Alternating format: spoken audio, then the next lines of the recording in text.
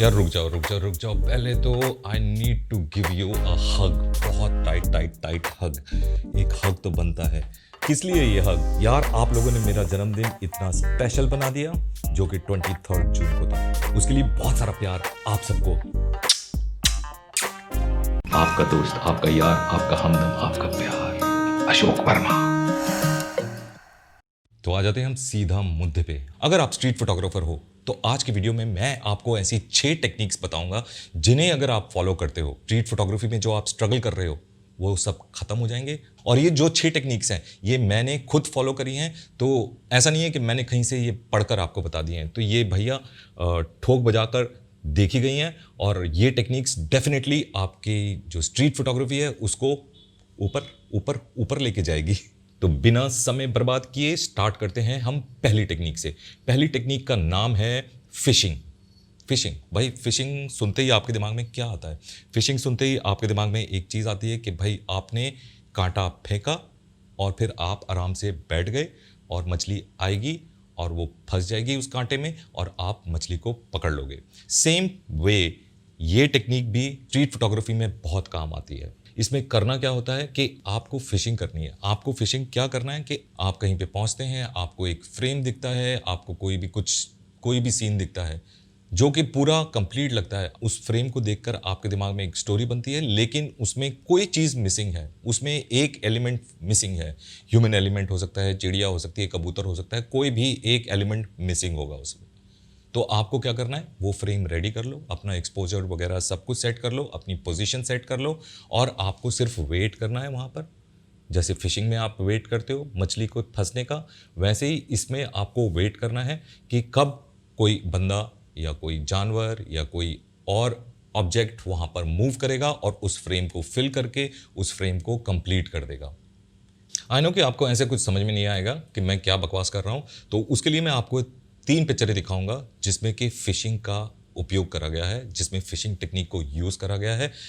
ये पहली पिक्चर है, आप पिक्चर्स देख लो, और उसके बाद ये दूसरी पिक्चर है, और ये तीसरी पिक्चर है। ये तीनों पिक्चरें ऐसी पिक्चरें हैं जिसमें फिशिंग टेक्निक का यूज़ करा गया है। पहली पिक्चर पे हम जाते हैं। मुझे एक बंदा दिखा, ये बंदा लेफ्ट में जो खड़ा हुआ है, ये बंदा यहाँ पे खड़ा हुआ था कि उसने एक रस्सी पकड़ी हुई है। यहाँ पे कोई इवेंट हो रहा था, वो रस्सी पकड़ के खड़ा हुआ था और उसकी शैडो बहुत सही बन रही थी, लेकिन पिक्चर कंप्लीट नहीं थी क्योंकि जो नीचे वाला जो बंदा आप देख रहे हो ये बंदा यहाँ पर नहीं था। तो मैंने अपना फ्रेम रेडी करा, एक्सपोजर वगैरह सब कुछ सेट करा, और मैं पीछे चुपचाप छुप के खड़ा हो गया। मैंने कांटा डाल दिया था और मैं सिर्फ मछली के फंसने का इंतज़ार कर रहा था, और फिर अचानक से वहाँ से एक बंदा गुजरा।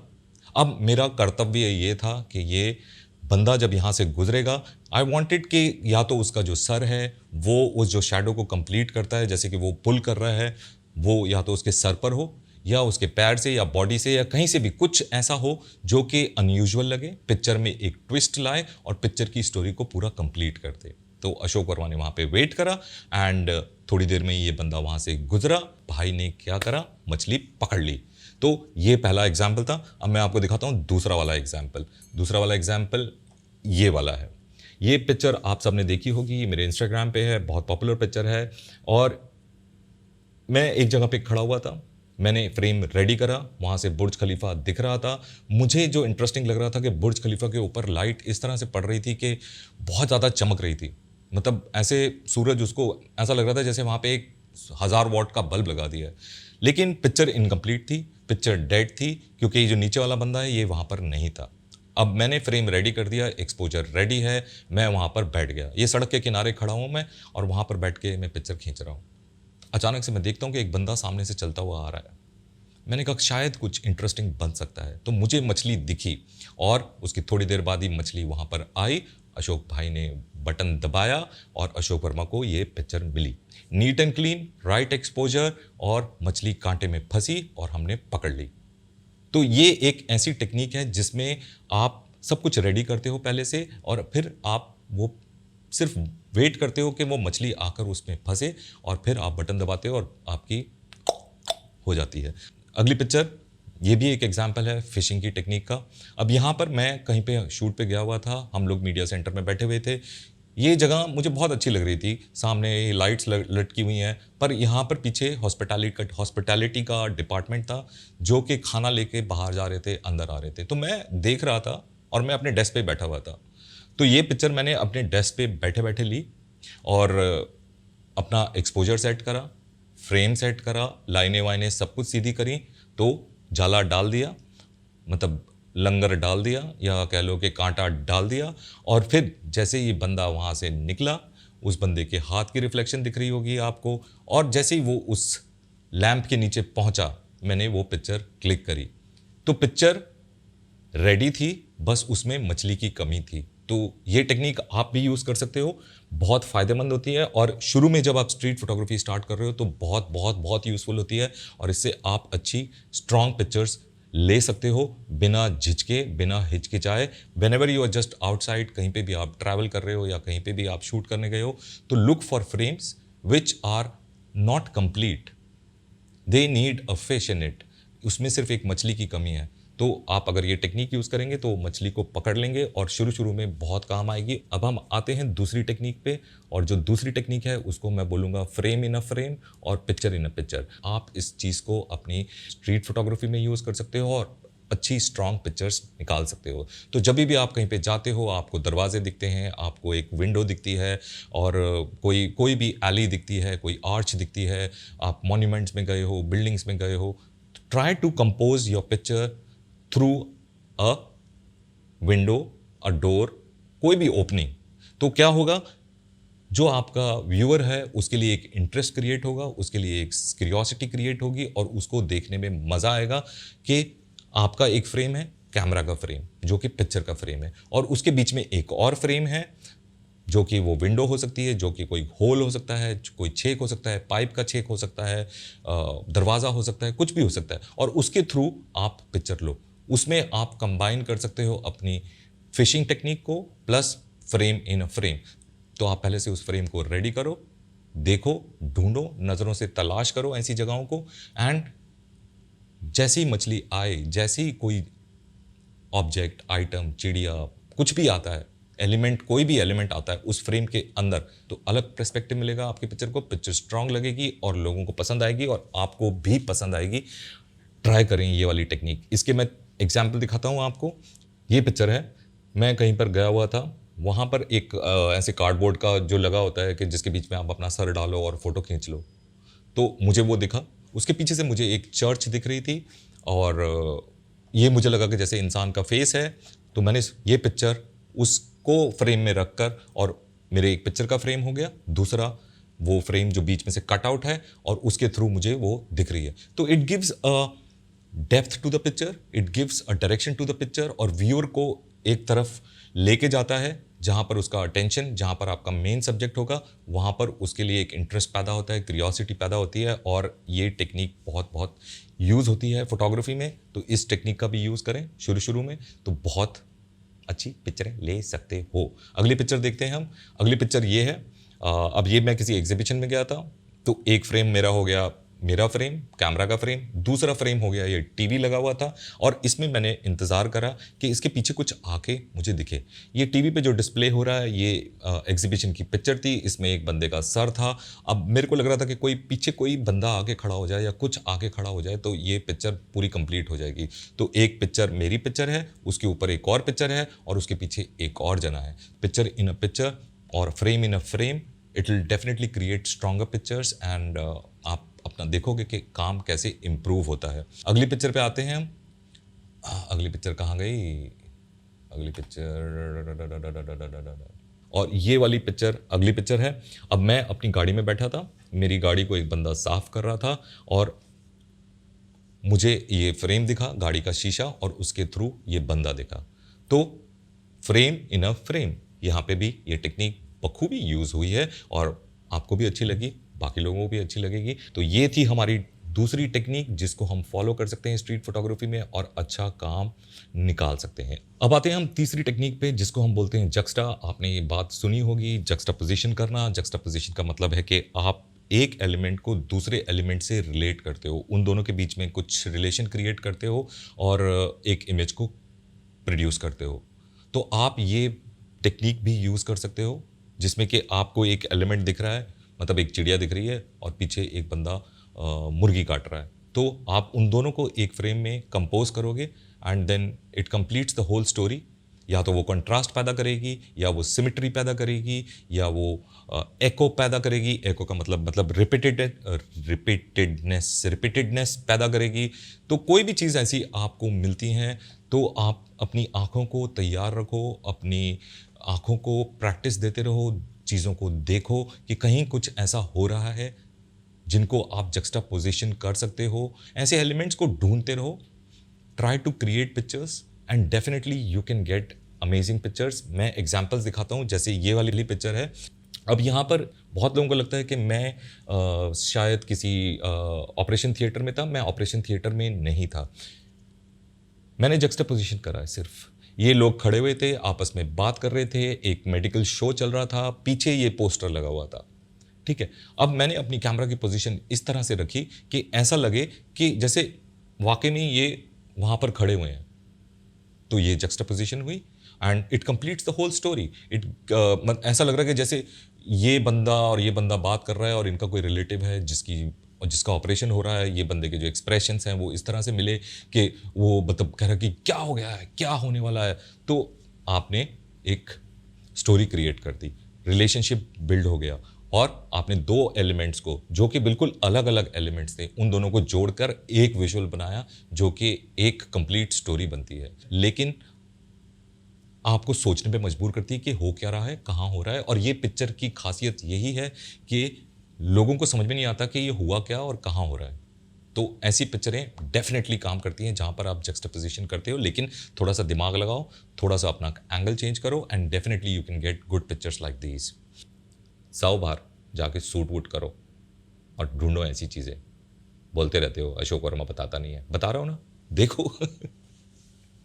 ये वाला रिमोट था जिससे हम रिकॉर्डिंग स्टार्ट कर सकते हैं, जो हमने ख़रीदा था थोड़े दिन पहले, आपको दिखाया था ना, यही वाला रिमोट था, बड़ा काम का।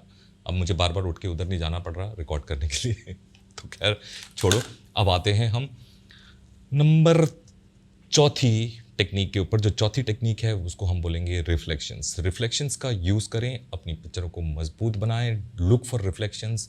आप कहीं पे भी बाहर जाते हो, शीशे दिखते हैं आपको, मार्केट में घूम रहे हो तो आपको वहाँ पर बहुत सारे डिस्प्ले विंडोज़ दिखेंगी, वहाँ पे रिफ्लेक्शंस दिख रहे होते हैं। तो रिफ्लेक्शंस का यूज़ करना, मतलब I really love using reflections. So आप भी रिफ्लेक्शंस का यूज़ करें। आपकी पिक्चरों में बहुत सारी क्यूरियोसिटी, बहुत सारा सस्पेंस, बहुत सारी मिस्ट्री पैदा हो सकती है।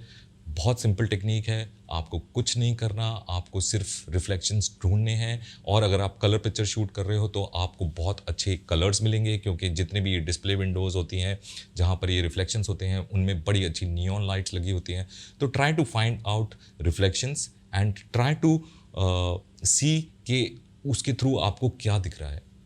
वो देखना बहुत ज़रूरी है, क्या वो शीशे के पीछे जो चीज़ें हैं और जो आपको रिफ्लेक्शन में दिख रहा है वो आपस में रिलेट कर पा रही हैं या आपस में कोई स्टोरी को वीव कर पा रही हैं।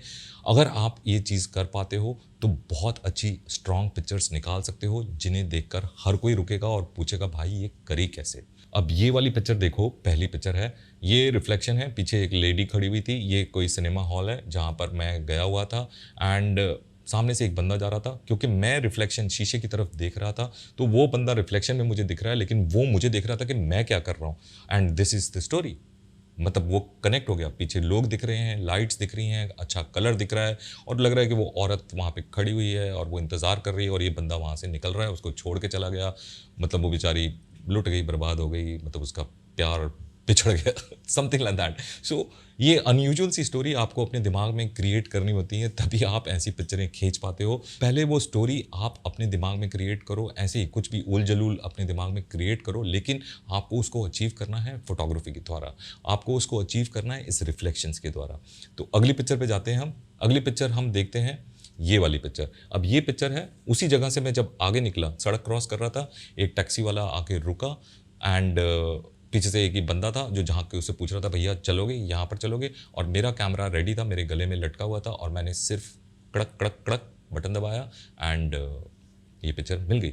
अब आप ये मत पूछना कि सर फोटोग्राफी, स्ट्रीट फोटोग्राफी के लिए सेटिंग्स क्या रखनी है। उसके लिए मैं आपको मेरा पहले के वीडियो है, आप उनको जाके देख सकते हैं। उनके लिंक्स मैं आई कार्ड में दे दूंगा। आई कार्ड इधर होता है या इधर होता है, जहाँ पे भी होता है, आई कार्ड में जाकर आप वो वीडियोस देख लें, सेटिंग्स फॉर स्ट्रीट फोटोग्राफी या टिप्स ऑन स्ट्रीट फोटोग्राफी। तो यार पूछ तो लिया करो कि तुम आ रहे हो इधर।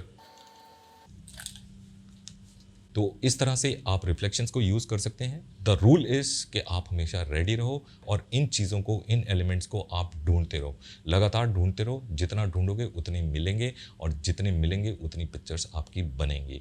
इसके बाद आते हैं हम सिलुएट्स को बहुत अच्छी तरह से यूज़ करा जा सकता है। उनके कुछ एग्जाम्पल्स दिखाता हूँ मैं कि किस तरह से आप सिलुएट्स को यूज़ करके अच्छी पिक्चरें ले सकते हो। अब ये वाली पिक्चर आप सबको याद होगी अगर आप मुझे रेगुलरली फॉलो करते हैं मेरे इंस्टाग्राम पे।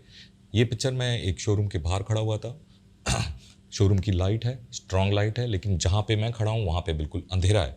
तो क्या करूँ, मैं रोऊँ वहाँ पे कि यार यहाँ पे लाइट नहीं है, मैं ISO कितना बढ़ाऊँगा, क्या करूँगा? कुछ नहीं, आपको अपना दिमाग लगाना है, आपको पीछे का एक्सपोजर लेना है और आपको सिर्फ वेट करना है एंड आपको एक सिलुएट क्रिएट करना है। आप पीछे का एक्सपोजर लोगे, अंधेरे वाली जगह डार्क हो जाएगी and you create a silhouette. Frame आपके पास रेडी था, जो पहले मैंने आपको बताया फिशिंग। यहाँ पर भी फिशिंग टेक्निक का यूज़ हुआ है। I was just waiting for this guy to enter, और वो बंदा वहाँ से गुजरा और उसने अपना मुंह खोला और पीछे के जो पेड़ की टहनी थी वो ऐसे नज़र आई जैसे उसके मुंह में से वो जीभ निकल रही है। तो ये हैलोवीन का सीन था और पीछे जो मैनिक्विन्स हैं वो उस स्टोरी को पूरा कंप्लीट कर रहे हैं, उनके फेसेस नहीं दिख रहे हैं। So you create a mystery, you create a dark image, you create a strong image using silhouettes. So silhouettes का भरपूर यूज़ करिए, बहुत अच्छी चीज़ है। और इंस्टेड के आप ये रोते रहो कि यार वो यहाँ पे अंधेरा है, मैं क्या करूँ, सिलुएट बना दो। सिलुएट बना के अच्छी पिक्चर ले सकते हो। अब इसके बाद आते हैं हम हमारे आखिरी पड़ाव पर। आखिरी पड़ाव क्या है? हम यूज़ कर सकते हैं मूवमेंट्स को। अब मूवमेंट्स को हम कैसे यूज़ कर सकते हैं? मूवमेंट्स को या तो हम फ्रीज करेंगे या हम स्लो शटर स्पीड कर देंगे, जिससे कि एक अच्छी स्ट्रॉन्ग इमेज या इमोशंस हम क्रिएट कर सकते हैं। हम चीज़ों को देखते हैं चलते हुए, लेकिन अगर हम किसी चीज़ को देखते हैं हवा में अटकी हुई है या फ्रोज़न है तो डेफिनेटली सेंस ऑफ क्यूरियोसिटी हमारे दिमाग में आती है। उसी चीज़ को हम क्रिएट कर सकते हैं अपनी पिक्चर्स में। कैसे? हाई शटर स्पीड से। और उसी का उल्टा कर सकते हैं हम स्लो शटर स्पीड पे। हम चीज़ों को ब्लर दिखा सकते हैं, कन्फ्यूजन दिखा सकते हैं। अगर इस पिक्चर को आप देखते हैं तो इसमें मैंने स्लो शटर स्पीड यूज़ करी है। स्लो शटर स्पीड क्रिएट करती है एक confusion, slow shutter speed create करती है एक mood, slow shutter speed create करती है एक इमोशन। मूवमेंट है, चीज़ें क्लियर नहीं हैं, लाइट कम थी तो मैंने स्लो शटर स्पीड का यूज़ करा। Then also I was able to create this image which looks strong, which has lot of colours in it, which gives you suspense. पीछे लगता है कि जैसे कोई खड़ा हुआ है, कोई बात कर रहा है, यहाँ पे एक लड़की है, वो जा रही है, something is happening but nothing is clear. So you want to stay there, you want to look that picture again and again to find out and create your own story. And when you are able to do that through your visual, definitely that picture is going to look strong and is definitely going to be strong. तो इस तरह से आप slow shutter speed को use कर सकते हैं. और ये वाली पिक्चर है उसका उल्टा, कि ये कोई पीछे ट्रैम्पल नहीं लगा हुआ था, ये बंदा उछल रहा था. तो यहाँ पर कौन सी टेक्निक्स यूज़ हुई हैं? Picture in picture, which is frame in frame.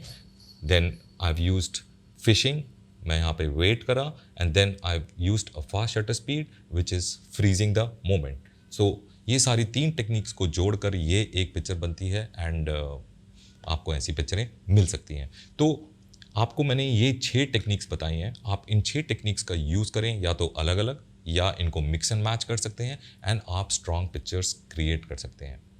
लेकिन एक चीज़ मैं आपको एंड में बताना चाहूँगा कि ये सारी जितनी भी टेक्निक्स जब आप यूज़ कर रहे हो, आपकी पिक्चर तभी स्ट्रॉन्ग बनेगी जब उस पिक्चर में कोई ट्विस्ट होगा.